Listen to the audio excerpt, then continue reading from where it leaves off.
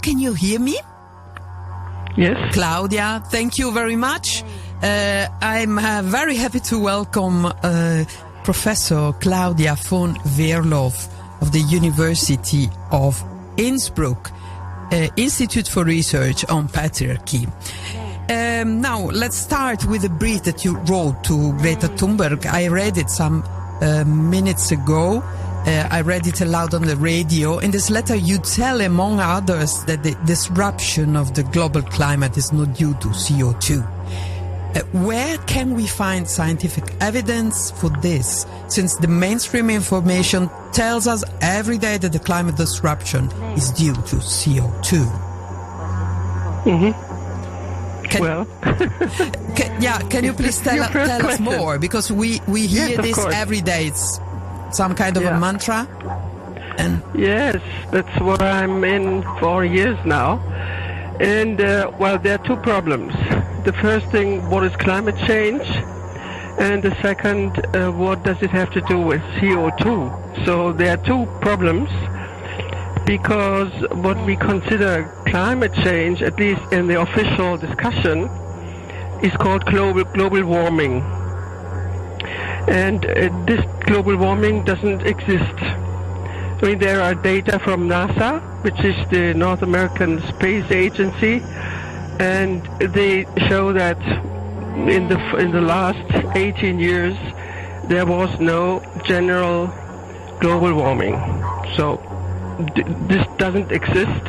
What exists indeed, because we are not deniers of the problem, is a general change in different dimensions in the weather, in the climate, and more in the atmosphere, etc. We are going to explain this more in this interview. And the second is the CO2 question, which is now very prominent, and all these young people are now on the street because they believe in this story, in this dogma of the CO2. And this is very strange, because a lot of scientists, of real scientists, are denying the influence of CO2 as a negative one, or as an influence at all. For example, there are about 30,000 scientists in the US now who say that there is no problem with CO2. On the contrary, CO2, this is a gas that stems from rotten natural materials, which is needed by the plants to transform it in oxygen. So they say that this is not at all detrimental for the climate, and it is even something we have to welcome, something we need for our trees and our plants, and as a positive effect. So, but the funniest thing is that CO2 is often shown as some dirt, as if it was a dirt in the air. You know, when you look at the factories, or they're always shown the factories and the dust coming out, etc. This is not CO2. CO2 is a gas that is invisible and doesn't smell, so you don't even see it. And in general, it is so. The amount of CO2 in the air, in the atmosphere, is about 0.038% only, and most of that is vapor. It's just water vapor, maybe some 80 or 70%. So this tiny amount of CO2 cannot change something huge like the climate, the global climate of this planet. This is impossible.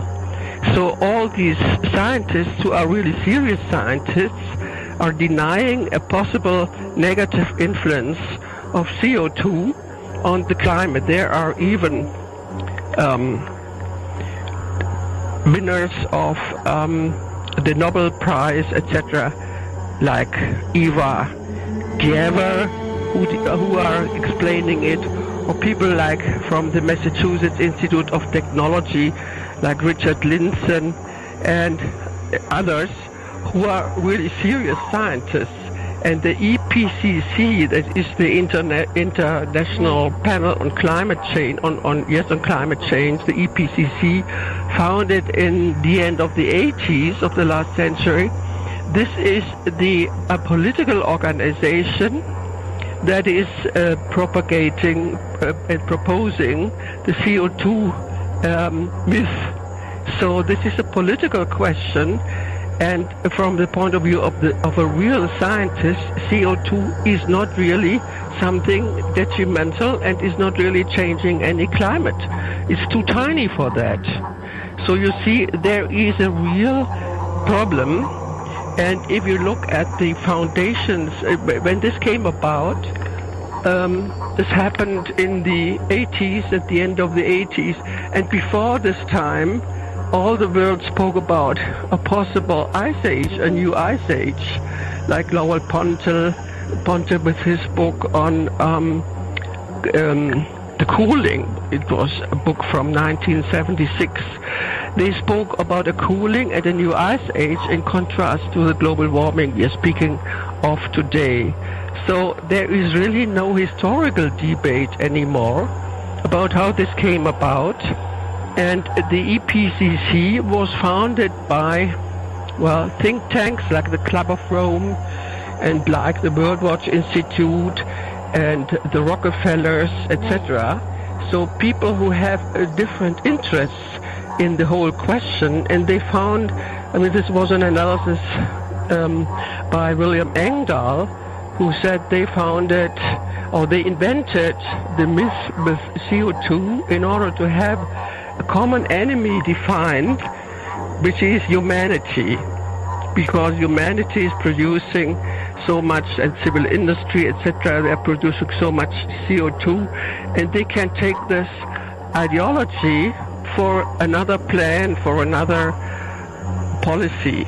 So this was the origin of this myth, and it has now been propagated worldwide with Al Gore and all these people, and everybody believes in it. This is very funny, and contrasting with the fact that a real climate change is not occurring in the sense they are defining it.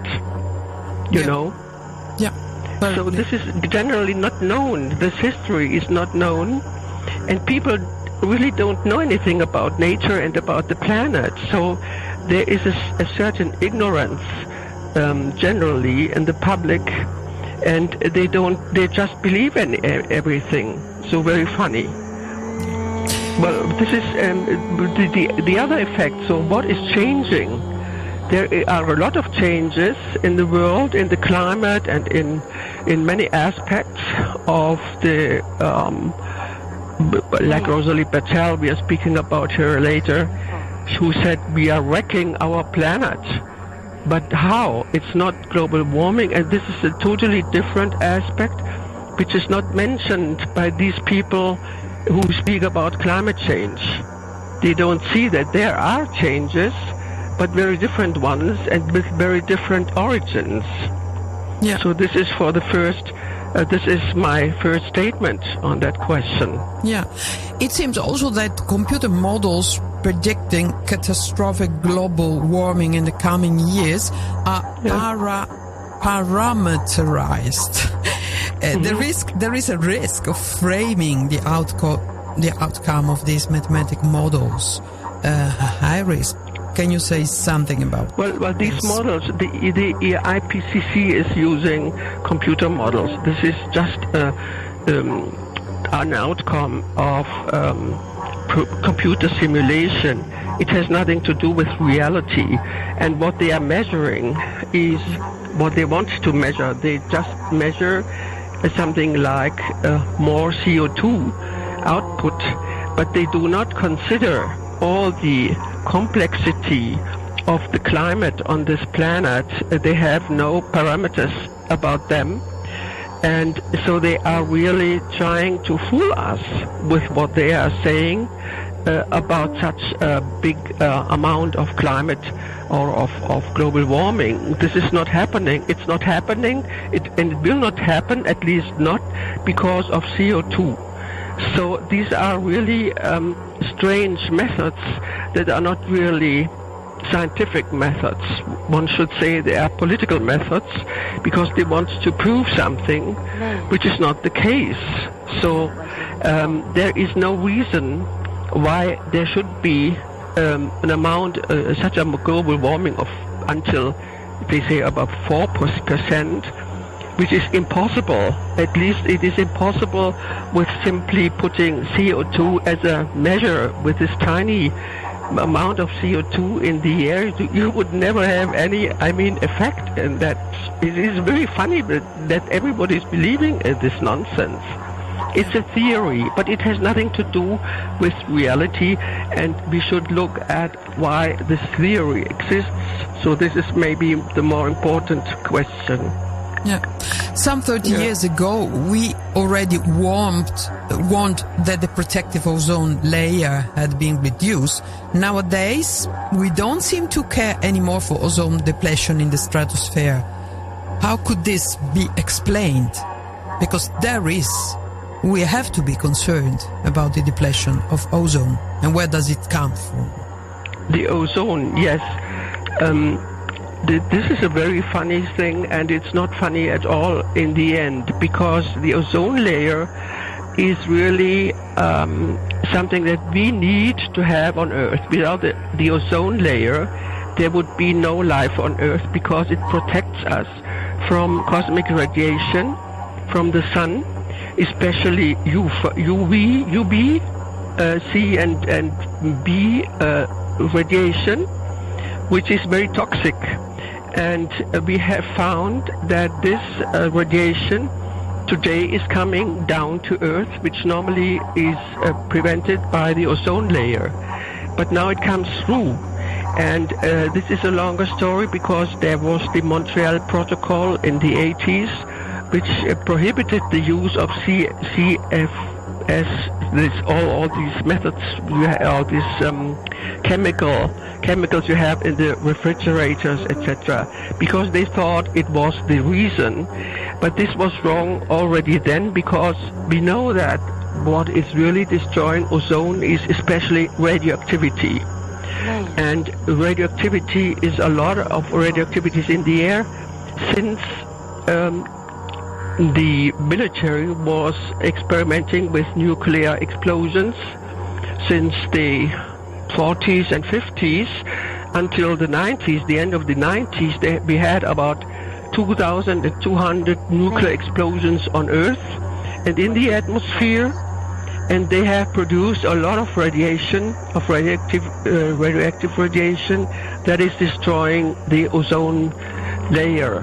This is the main reason for the weakness of this layer, because radioactivity is somehow eating up the ozone so that it is suffocating in a way, because ozone is a sort of atmospheric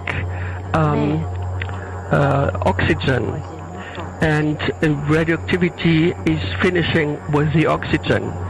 So the problem is something like a suffocation and a toxic effect of the radiation coming down on Earth then when this layer is destroyed or inhibited. So last year we found that, or the people who were measuring ozone found that it was weaker than ever.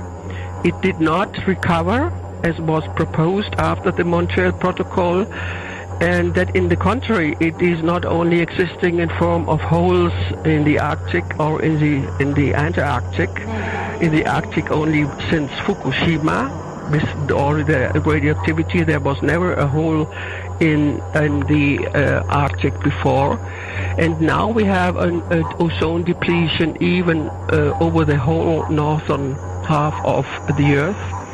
So not only on the poles, but generally, and it comes down and it is destroying a lot of plants, a lot of low life like insects, with the insects dying, the birds, and the whole food chain is really affected by the weakness of the ozone layer. And in the oceans, you have the plankton dying and the krill, all that what the big fishes are eating.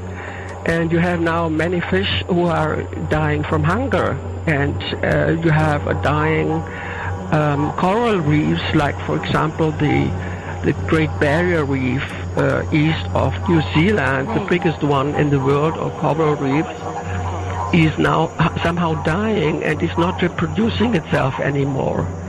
So and then people say it is because the oceans are warming up and have warmer water, but this cannot be measured. It's not true.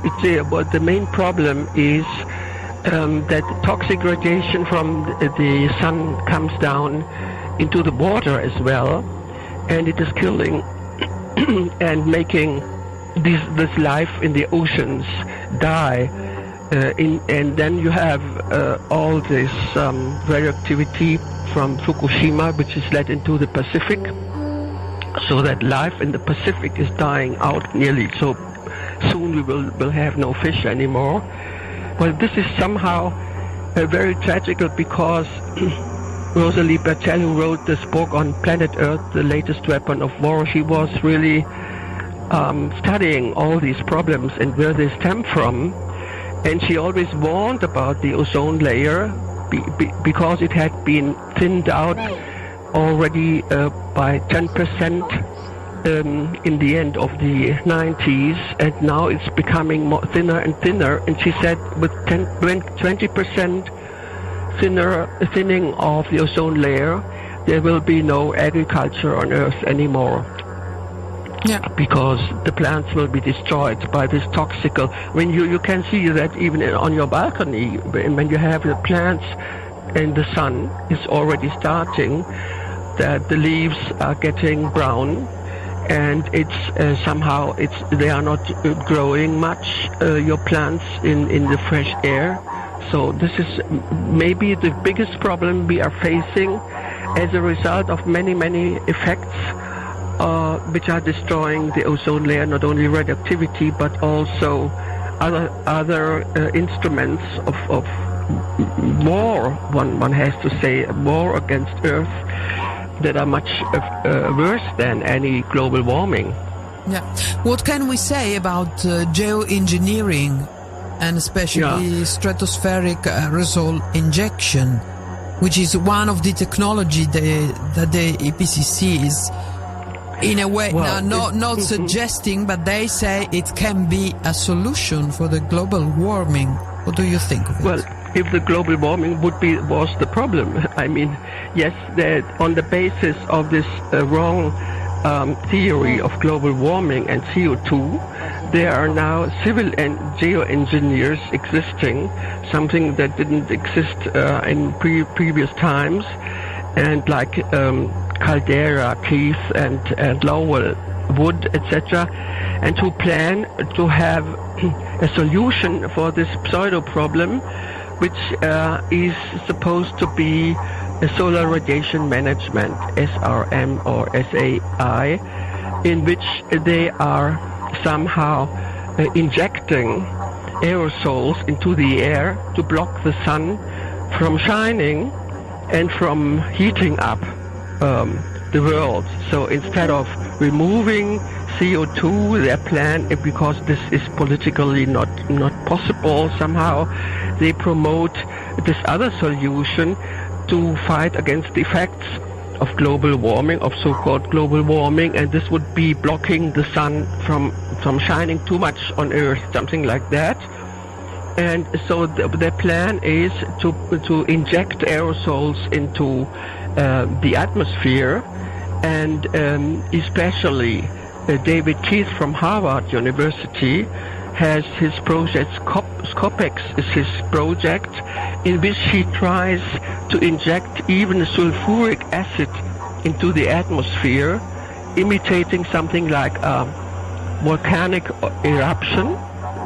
And they call it the Pinatubo effect, because the Pinatubo was a volcano that exploded in 1991, and all the ashes and all what came out had the effect of cooling down the climate worldwide. And they are trying to imitate this effect by adding sulfuric acid into the air.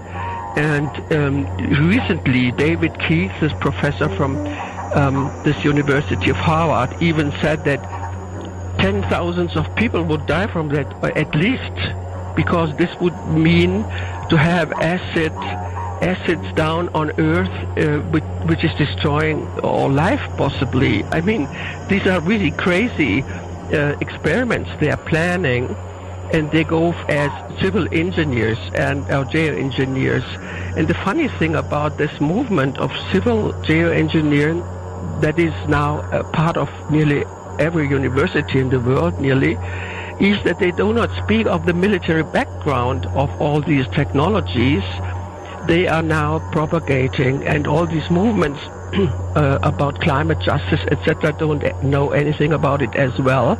This is simply denied that these are military experiments, which we know already since 30 years about that, called like the spraying of the atmosphere, but that is occurring already. I mean, that is nothing new. We have it already in form of the spraying of barium and aluminium and other substances that are very bad for the agriculture. And Monsanto, for example, invented a seed that is resistant to aluminium. Imagine. So things like that are occurring, and the people are against it, but they don't see that these experiments are occurring already as part of geoengineering, military geoengineering that exists already since about 70 or more years. This is a product of the Second World War, in which the military invented treating the nuclear as a weapon of war, and after the nuclear they invented other means of weather control, as Rosalie Bertell said, they invented weather war, they invented geoengineering, and they invented plasma weapons, which are electromagnetic weapons used by and emitted by ionospheric heaters. This is a very special technology, mostly not known, which are based on the inventions of Nikola Tesla, who was a physicist and inventor of the 19th and 20th century. So this is a special technology which is not very well known. Only HAARP in Alaska is one of these ionospheric heaters which are working with electromagnetic waves that are artificially produced and reach something like 1 billion watts and things like that, and they're shooting then up into the ionosphere to produce certain effects, leading them back to the Earth. So this is a very, very dangerous technology which can also be used for producing all kinds of so-called natural catastrophes, like for example, tsunamis or earthquakes or volcanic eruptions or the change of weather in whole regions and producing hurricanes, droughts, fires and floods. So even the ocean, changing the ocean currents, these are technologies that are not discussed in public, but that exist already since the Vietnam War. They have been invented during this time. And the UN Convention on Environmental Modification, this is the famous ENMOD Convention from 1977, explains these weapons and explains the effects they may have or when they are used. So it's not even a secret, and it's decades ago that they have been invented and that they are in experimentation, and there is like a war that is fought against the Earth as a planet and as a whole macro being on which we depend. So this is very, very dangerous, and this is exactly Rosalie Bertell who has explained us how they are functioning. So the post-nuclear weapons of electromagnetic mass destruction, And you know, we have these ionospheric heaters are now they are about what is a 4,000. ionospheric heaters? What is the why do they use it? What's the idea? And we don't understand, because there is a global warming. They say that there is a global warming, so you are heating the ionosphere. Yeah, they're heating. It's crazy. They are heating the ionosphere. The ionosphere is a sphere in the atmosphere that starts about 80 kilometers until about 1,000 kilometers. It is an electrified part of the atmosphere, and when they send the electromagnetic waves up there, they are heating them up, because when they heat the atmosphere, the ionosphere, or this part of the atmosphere, which is called ionosphere, they can manage these rays to come down on Earth again. So something like making a curve, you know, and you have an angle, and you can. Rosalie said it's like a gun from the ionosphere, which is directed against the Earth, and when this ray comes down again to the Earth, it is destructive at the utmost. Yeah, I mean, it can even pass through the core of the Earth. But it's also rays. Warming. So I mean, warming is it's because completely crazy, because we have too much warming, and we are sending some. Warming because the warming is up there. It's not down here. If there is any warming, I mean, they didn't find a real warming of the Earth in general, but you have different parts of the world that are warming up or have been warmed up, like the polar regions, and in the mountains where the melting glaciers are. But it has nothing to do with a general global warming through CO2. But these are effects of military use of, for example, ionospheric heaters. You can, for example, there was in it's unbelievable. 74.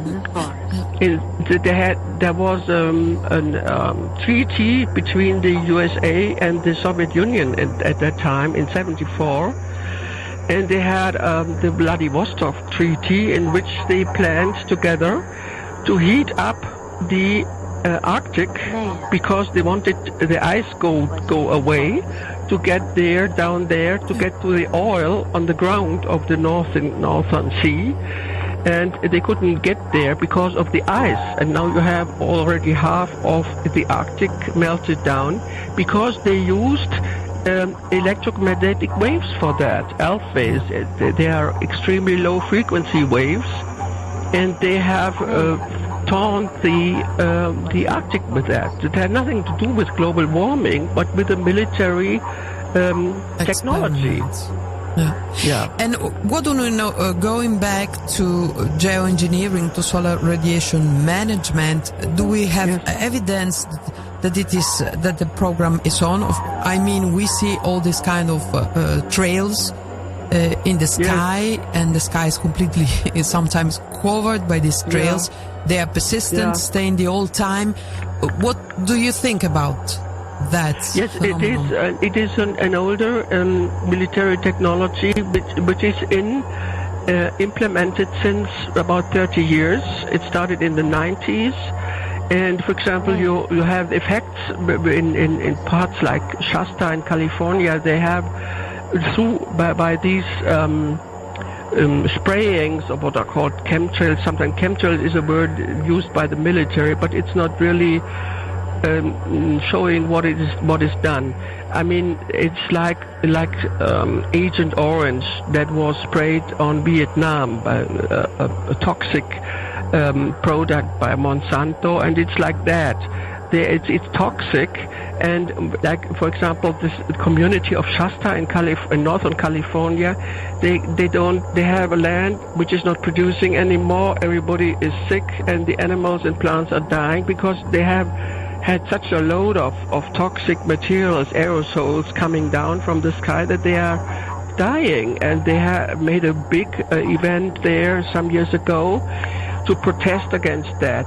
But funnily enough, all these alternative and social movements do not accept, even ETC group, which is very important in that respect, they do not accept that this has been done, which is a reality for these people, and they are denying and are discussing only the bad effects which this method would have on us, so they are against it, but they are denying that it is in use already everywhere.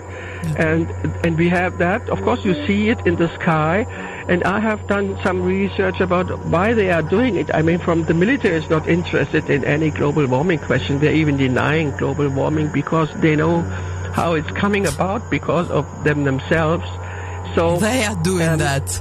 Yeah, they are doing that. So they know better, like Trump, who is against, who knows it by the military. So they know it. But I found out that as they are not interested in any global warming question or so, they are doing it because of the ozone depletion. Where there is an ozone hole or a weakness, they cannot pass their electromagnetic waves. They need something, I call it a replacement atmosphere. They need a replacement atmosphere to come through as a conductor. They need an atmosphere that is conductive. And this is the reason why they are using so many metals in the spraying. Heavy metals like barium and strontium and aluminium, which is not heavy metal but metal, and they are all conductive for rays, Yeah. And recently I came about a research of a woman of seemingly German origin called Schmidt, who lives in Venezuela. She made an analysis of these ways of being protective against the outside, against the cosmos, something like a Faraday cage. It is something like bringing a sort of grid around the Earth to protect her from radiation coming in, and this has also to do with the ozone depletion. The ozone layer is really central, has become the central question that has to get us alarmed, really, because this is the moment of truth. When we are not able to prevent these things happening, this destruction happening, we will die out within 20 or 30 years. But in the official storytelling, nobody's talking about the ozone depletion. Mm-hmm. That's very strange. This was an alarm last year, and there was a colleague in the U.S., Marvin Handon. He was making research about that question together with his colleagues, and he published that. I published this then here. I mean, I know him as well, or knew him then as well. And he made really experiments proving that the ozone depletion leads to the arrival of toxic radiation on Earth, down on Earth. And he found even out that the NASA, the same North American Space Agency, has found about that. Had the same results already in 2007. So, and they didn't do anything. I mean, they know it all already, and they didn't do anything because, the military thinks it can do everything it wants. It is really, they think it's not, well, if they need it, they would invent a new ozone layer, This is what they think. Yeah. They think they have taken... They think they can find a technical solution for everything. Yeah, klar. Yeah, clear. And they think they are able to do whatever they want and to prevent things from happening, but they didn't even, all these nuclear explosions in the atmosphere and in the ionosphere and in the Van Allen belts and in the which destroyed parts of the magnetic field of the Earth, etc., horrible things, they could never replace or cure the atmosphere. They couldn't do anything about it. They destroyed it, and it's destroyed. So this is one of the reasons of weather changes as well. So there are a lot of very complex reasons of why things are happening. For example, you can even use electromagnetic waves from the ionospheric heaters. You can use them to move the jet streams. The jet streams are somehow waves around the Earth that are building the frontier between hot and cold. So, so if you are moving them north, you have all the heat from the south in the north, and when you are moving them down south, you have the cold from the Arctic in the middle of Europe, or even at the they influence strongly the climate and the weather. Yeah, you can. Yeah, you can. With these methods, you can do nearly everything. And if you can change the vapor streams that are the humid streams around the vapor streams around the Earth, you can transport humidity to Arabia, for example. This is one of the biggest businesses at the moment, because the people there need water, and you can just transform the water from here to there. So you always have more even snow falling down in the South Arabian deserts, This is all manipulation, weather manipulation, climate manipulation nobody speaks about, but it's occurring every day. And even this effect of when the atmosphere is full of metal, it is drying out. So we have much less rain in Europe, for example, which has nothing to do with warming. We have drought in Italy. There is... In Italy, it's drying out. Yeah. And you have then the fires, which are also induced, not only because it's dry, but you have direct energy weapons, laser weapons, and everything you can use. So you can produce these fires that are happening as it was happening in Portugal, in Australia, and in California. They have nothing to do with wildfires or so. And they are not destroying the plants, but they are destroying the buildings. It's like a war that has passed through there. So, I mean, all these things are just discussed as being a result of global warming, have nothing to do with that. And so this whole CO2 question is used, and global warming is used to distract people from what is really happening, so that they don't see what has been done to the planet and to the atmosphere and to the weather, and etc. So they wouldn't look at it, because they think it's all global warming. Yeah. Unfortunately, we have almost to close the program, but I would like to ask you something. At the end, May 23rd to 26th, we will have European elections.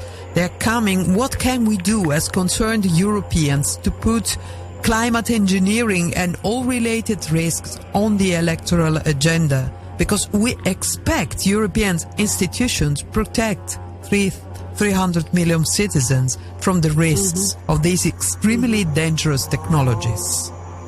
Yes. What can we do?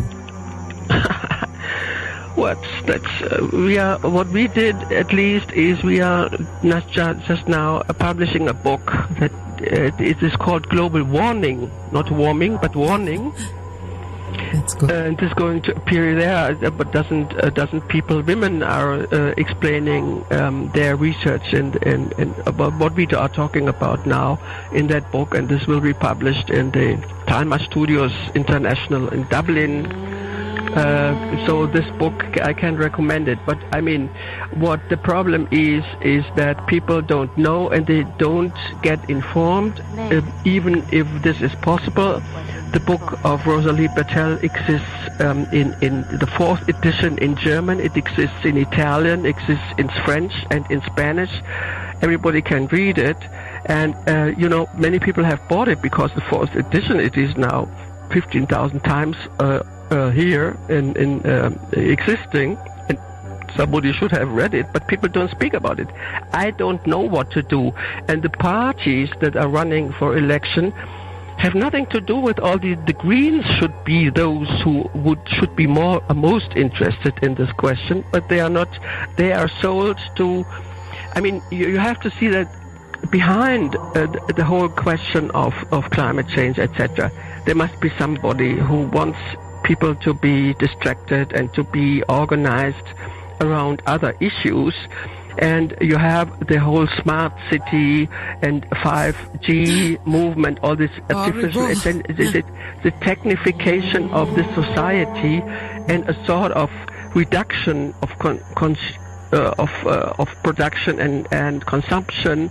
It is like the depopulation agenda of certain people, which should be related to that. I mean, I think there are really other plans and the New World Order and things behind it, and this CO2 is only the scapegoat to prevent people from looking at it. And the Greens, for example, are totally involved into these plans of form of eventually more green economy and which is not the case. It's not a green economy. It's a technified economy which we are looking, is approaching us.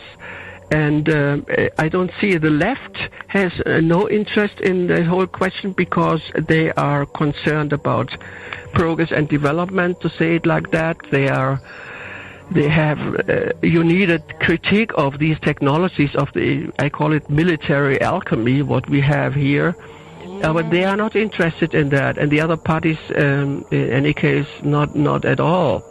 So I don't know who is going to be interested from the point of view of the parties, and the people are not informed, and they don't get informed, and people who speak about it are called conspiracy theories or etc.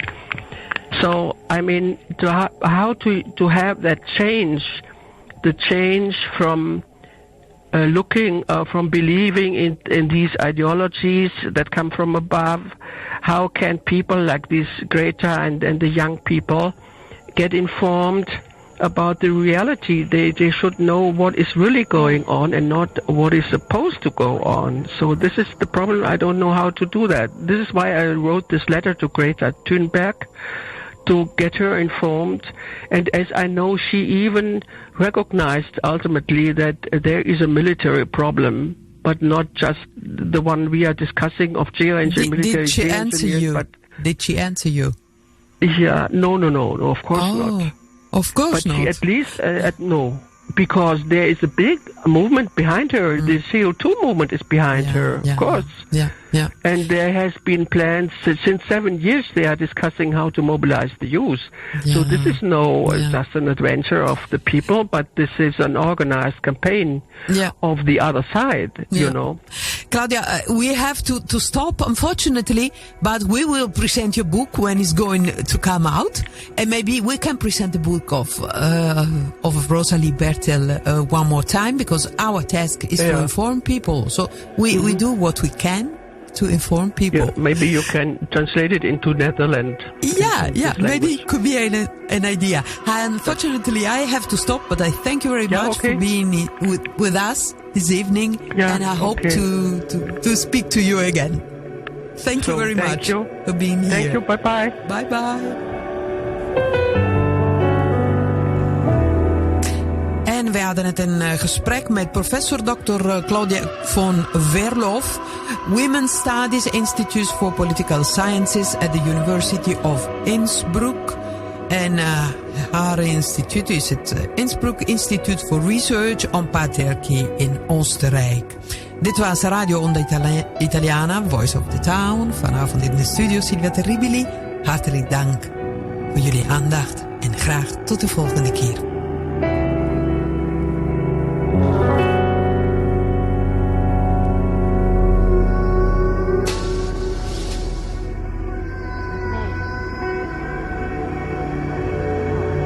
High-frequency active auroral research project.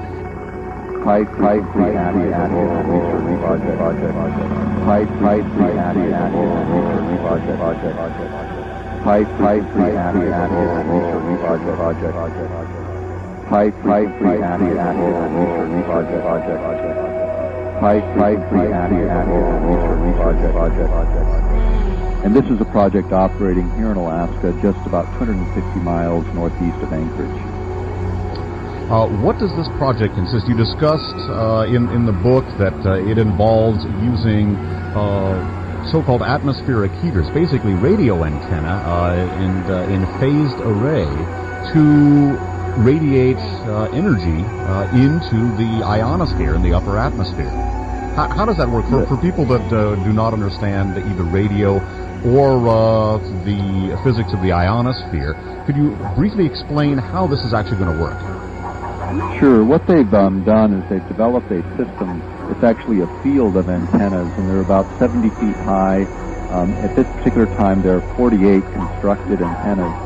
And what they do is by energizing them with electrical energy, which is converted to radio frequency energy, it radiates from these antennas in what's called a phased array grid. So they fire them in series to cause the energy, the radio frequency energy, to focus to a relatively small area in the ionosphere. And this is the first phase of a multi-level phase. This first phase will actually produce an effective radiated power of 1 billion watts.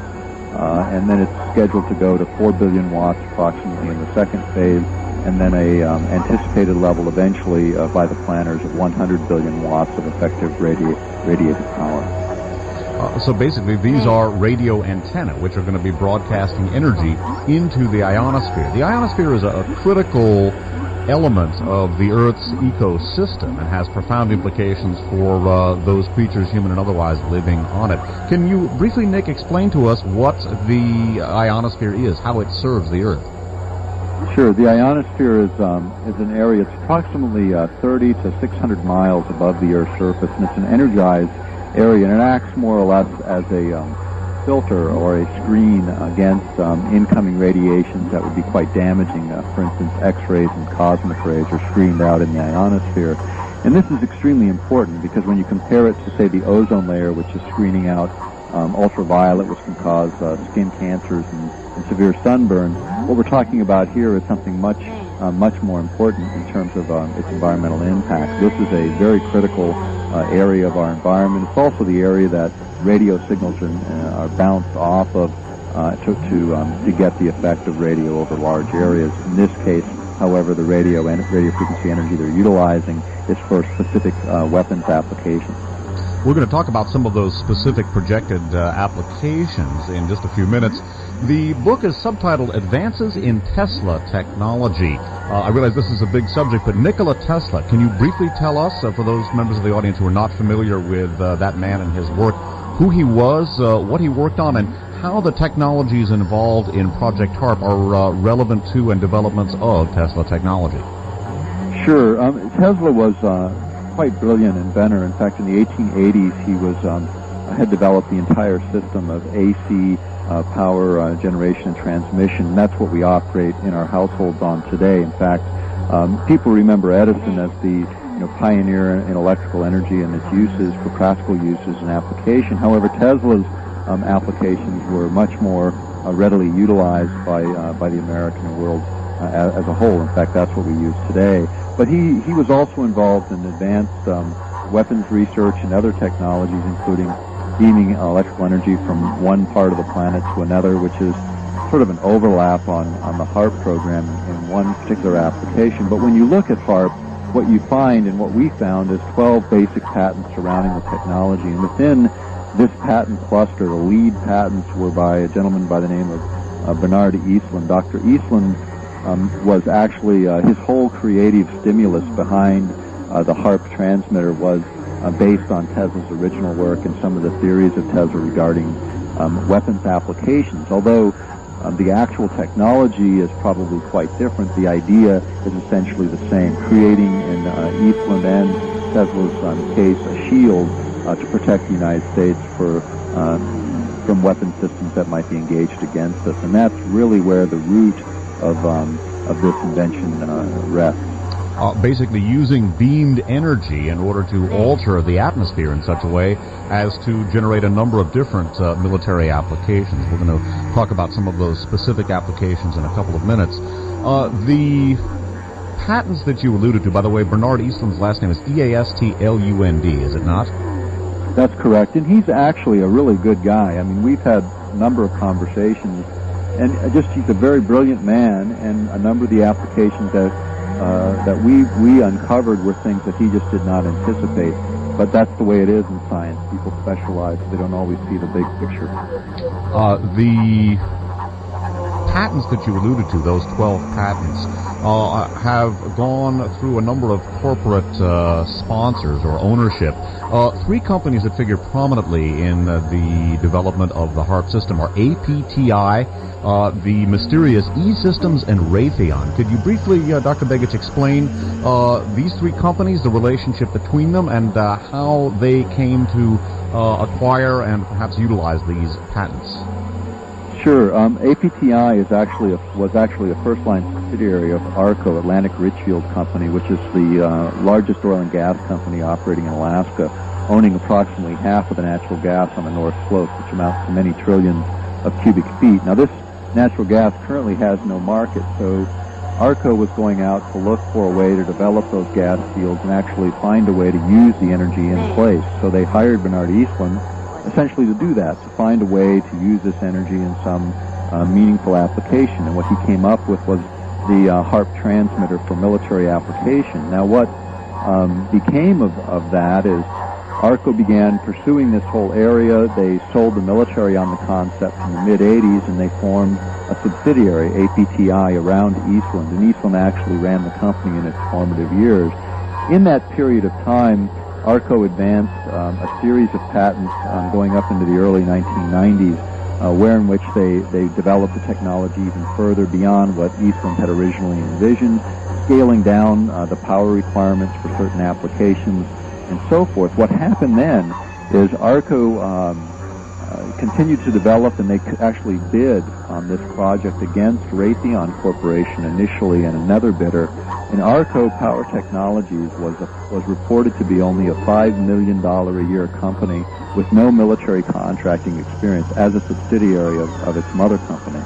Now Raytheon, on the other hand, their competitor at that time, was a $10 billion a year company, one of the largest military contractors in the world, and they lost a $30 million initial contract to a company that didn't even post $5 million a year in sales. So this was, first of all, quite anomalous in the sense of public contracting policy, but the only way that such contracts are gained are when one company has proprietary information or special information unique to it. In this case, it was these 12 patents which formed the base for what would become basic science for a ground-based Star Wars weapons technology, which is what and how we characterize the HARP program. What then happened is E-Systems, in June of 1994, bought out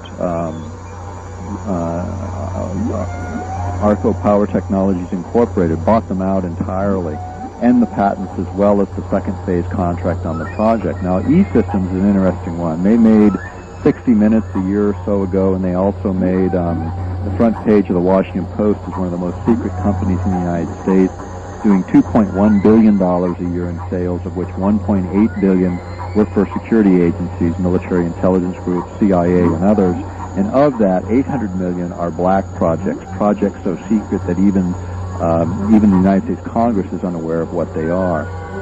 Now the interesting twist, Raytheon then comes in, and they buy out E-Systems, lock, stock, and barrel. So here you have this big circle. You have Raytheon on the one hand, bidding and losing, and now in the end ending up gaining this basic technology and the patent. And the interesting part is Raytheon owns thousands of patents, so these 12 now disappear into their mix.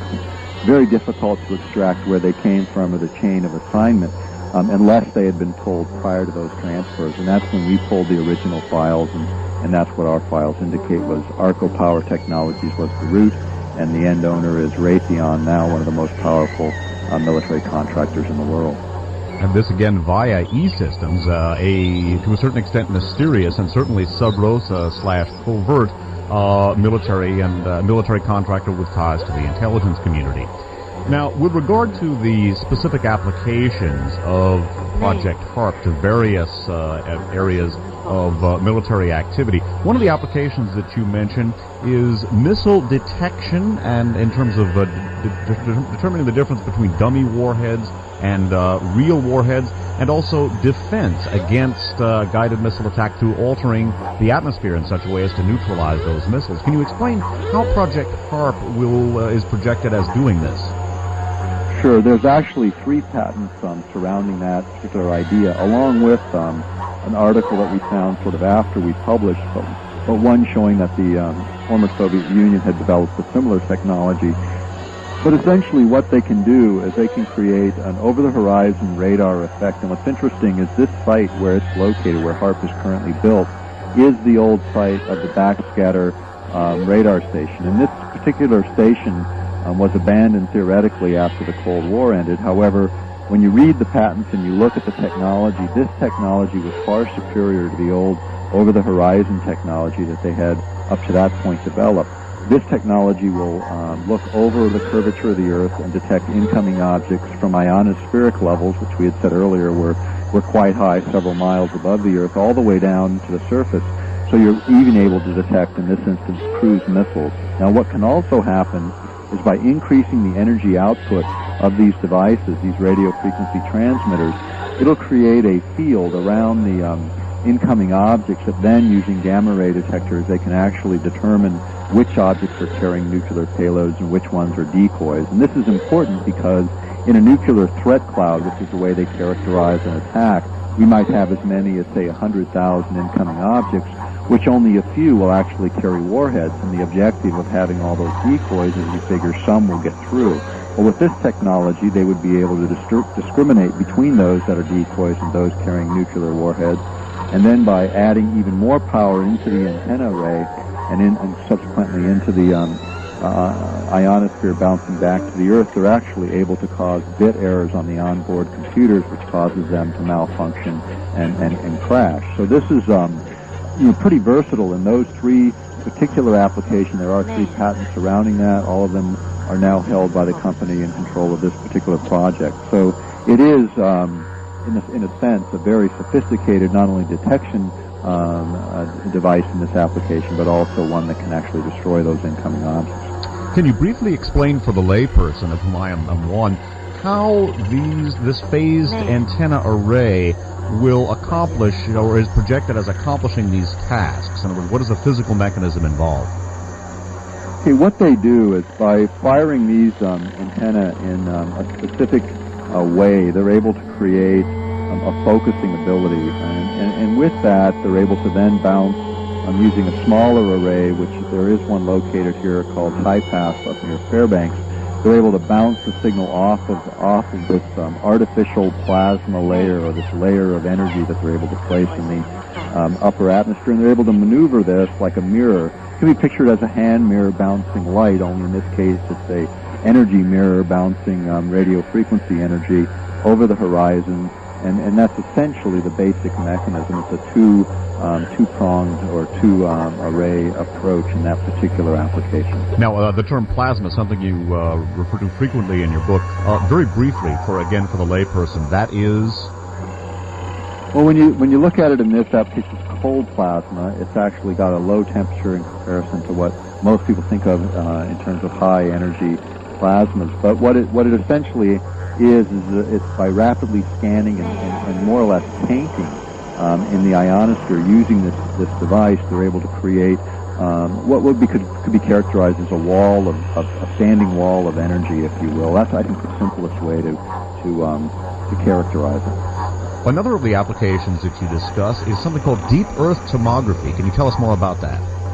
Yes, this is actually what is funded for this year. It goes in conjunction with another application that I'll mention briefly. It's the idea of creating an ELF, extremely low frequency. And what happens is the primary frequency of this device fires into the ionosphere and it pulses. And by pulsing the primary frequency acting as more or less a carrier, what it does is it converts the ionosphere into a very large antenna. The ionosphere essentially is DC, or direct current, but by oscillating or causing it to vibrate in a specific way, it becomes more or less AC and acts as an antenna. Now, previously, they could create these kinds of effects using 14-mile-long and 28-mile-long antennas buried in the Earth or just traversing the surface of the Earth. In this case, they actually convert the ionosphere into that antenna, which then sends a secondary signal back to the Earth. It penetrates the Earth and sea and can be used for a number of purposes, one of them being communication with submarines, the other being Earth-penetrating tomography. And this is the idea of an active X-ray or looking